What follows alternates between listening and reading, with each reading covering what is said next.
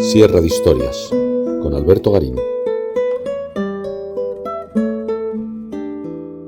Habitualmente, cuando pensamos en un artista genial, en un Miguel Ángel o en un Picasso, sabemos que tiene ese grado de genialidad por las obras de arte que conocemos de ellos.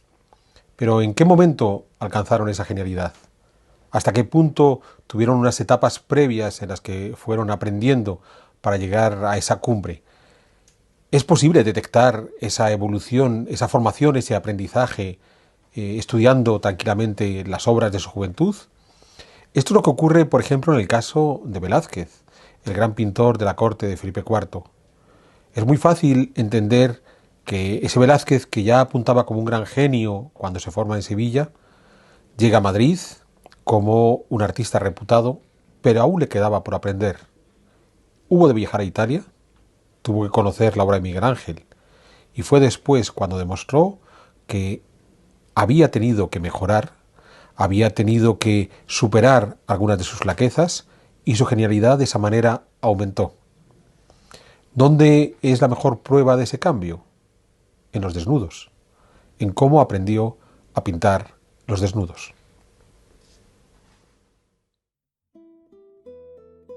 Diego Rodríguez de Silva y Velázquez nació en Sevilla en 1599. Con solo 10 años, habiendo descubierto sus padres que el muchacho estaba bien dotado para el dibujo, entró como aprendiz en el taller de Francisco Herrera el Viejo, quien por entonces no era más que un joven pintor de 20 años, aún no reconocido. A esta falta de experiencia se unió el mal carácter de Herrera, por lo que el niño Velázquez cambió de maestro, trasladándose al taller de Francisco Pacheco en 1611. Allí, Velázquez permanecería como aprendiz, viviendo con la familia de su maestro, e incluso enamorándose de Juana, la hija de Francisco, con quien terminaría por casarse en 1618. Un año antes, en 1617, Velázquez había realizado el examen de maestría que aprobó y que le dio licencia para tener taller propio con aprendices. A la sombra de Pacheco, el adolescente Velázquez aprendió a dominar la técnica del dibujo, algo en lo que también era dotado su maestro. Un dibujo que no se concebía solo como una serie de líneas que enmarcaran los espacios a rellenar de color más tarde. El dibujo debía ya expresar con fuerza la historia que había de contar el cuadro.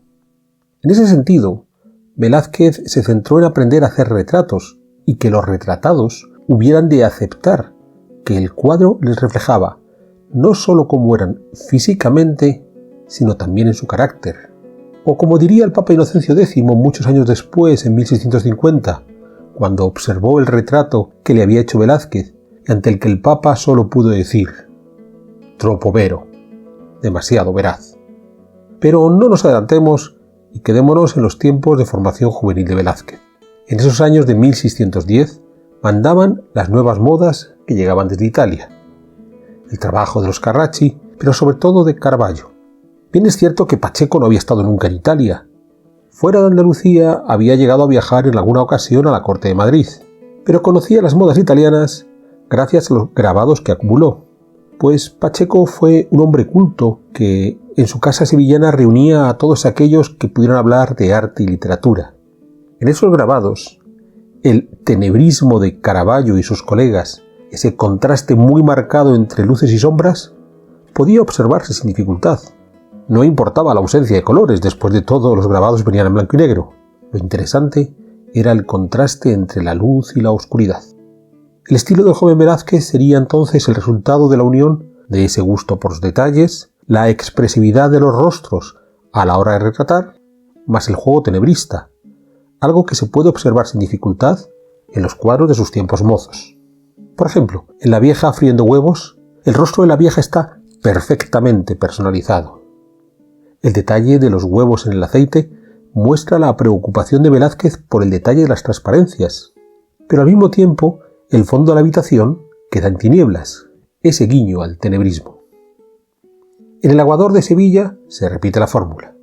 El rostro individualizado del aguador, el detalle de la transparencia en la copa de agua y ese segundo plano que queda en la penumbra tenebrista. Pero el joven genio no sabía pintar la figura humana más allá del rostro. Podemos verlo por ejemplo, en La adoración de los magos de 1619. Los rostros están perfectamente individualizados, algo que no le hubo de costar a Velázquez, puesto que utilizó a su esposa como modelo para la Virgen María, a su hija Francisca, nacida hacía poco, como Niño Jesús, a su suegro y maestro Pacheco como un rey mago adulto y a sí mismo como un rey mago joven. Pero todos aparecen totalmente cubiertos. Dado que el artista no sabe cómo pintar un desnudo, mejor cubrir todo de ropajes. A la larga, dibujar pliegues, los pliegues de la ropa, era de las soluciones artísticas más conocidas para hacer. En 1621 muere el rey Felipe III y le sucede su hijo Felipe IV, quien pronto delegó el gobierno en su valido, el sevillano Olivares, más conocido como conde duque. Velázquez vio una oportunidad para trasladarse a la corte. Viajó a Madrid en el verano de 1622 y aunque no logró retratar a nadie del entorno del rey, sí hizo un cuadro del poeta Luis de Góngora, por encargo de su maestro y suegro Pacheco. El retrato de Góngora fue un éxito, y al verano siguiente de 1623, Velázquez fue llamado a Madrid para pintar al mismísimo rey Felipe IV, el primero de los numerosos retratos que el artista haría del monarca durante los siguientes 40 años. Fue tal el éxito de este primer retrato que Velázquez fue nombrado pintor real, pero esto no había de impedir que, siendo como era un retratista virtuoso y amante de los detalles, no iba más allá. Él lo sabía, y por eso trató de adentrarse en otros géneros. Así, en 1629, pinta El triunfo de Baco, también conocido como Los borrachos, un tema mitológico. De nuevo, los rostros de los personajes están perfectamente individualizados, como si el pintor hubiera ido recogiendo beodos por los mesones de Madrid para utilizarlos de modelos. Por supuesto, no faltan las transparencias en los vasos y escudillas de los que beben los protagonistas. Y por supuesto, hay un personaje en la penumbra, en este caso situado en un primer plano. Pero tanto el dios Baco como el fauno que está a su espalda, que aparecen semidesnudos, muestran una desnudez algo difusa. Incluso las piernas cruzadas de Baco no terminan de estar del todo bien acabadas. Velázquez había de ser consciente de esas carencias. Justo en ese año en que pinta el Baco, 1629, pero Pablo Rubens, el pintor y diplomático flamenco, se encontraba en Madrid, donde trabó amistad con Velázquez.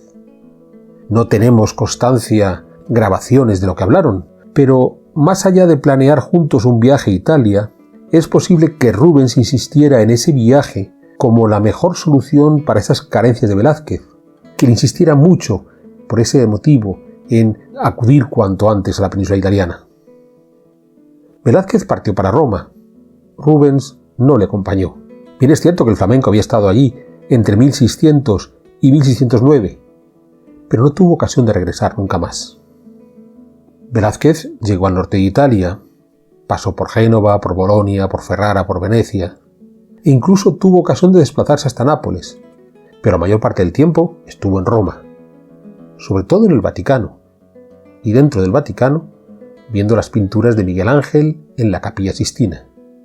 En ese momento, el director de las obras vaticanas era otro artista también treintañero y de gran prestigio, Gian Lorenzo Bernini. No hay constancia documental de que se encontraran, pero es difícil pensar que dos genios de su altura, moviéndose en el mismo edificio durante un año, no tuvieron ocasión de conocerse y tratarse. Una relación que pudieron retomar 20 años después, cuando Velázquez hizo su segundo viaje a Italia. Pero, con todo, en este primer viaje la atención estaba puesta en las pinturas de Miguel Ángel. Es cierto que el artista florentino había fallecido 60 años atrás, en 1564, pero su influencia seguía siendo notable, y lo es hasta hoy. Que Velázquez hubo de quedar deslumbrado por los frescos de Miguel Ángel, no tenemos duda. Sin mediar encargo alguno, el propio Velázquez realizó dos cuadros, uno de temática cristiana, La túnica de José, y otro de tema mitológico, La fragua de Vulcano. Ambos terminarían por ser adquiridos por el rey, pero dos cuadros de donde muestra claramente lo que había aprendido de observar las pinturas de Miguel Ángel. Bien es cierto que el Velázquez retratista sigue ahí.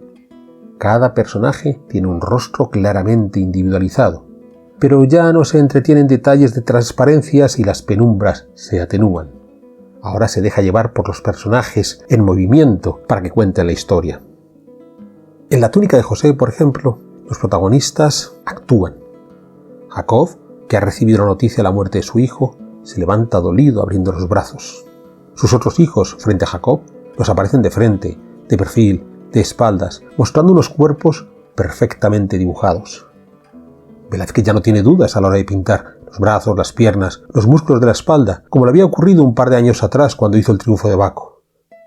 Ahora había visto y entendido cómo lo había hecho Miguel Ángel y supo seguir al maestro. Esta idea es aún más evidente en la fragua de Vulcano.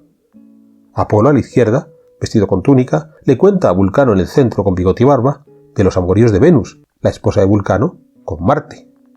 Los ayudantes de Vulcano escuchan atónitos la escena. Hay personajes de frente, de perfil, de espaldas, incluso medio agachados, como el herrero que queda en el margen derecho.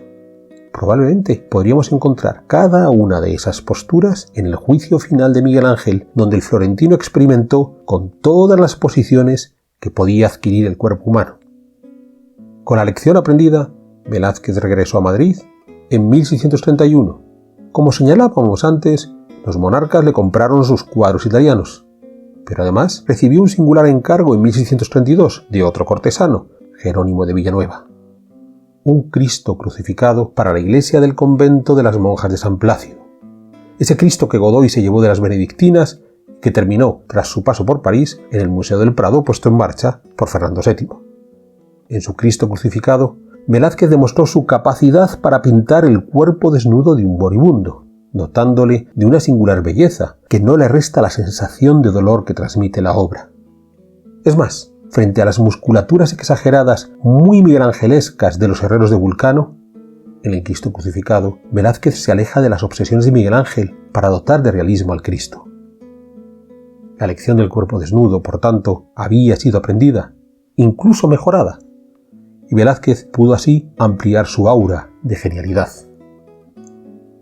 Bien es cierto que aún habría otro desnudo notable en la obra de Velázquez, la Venus del Espejo, pintada posiblemente durante su segundo viaje a Italia hacia 1650. Pero eso ya es materia para otra sierra de historias.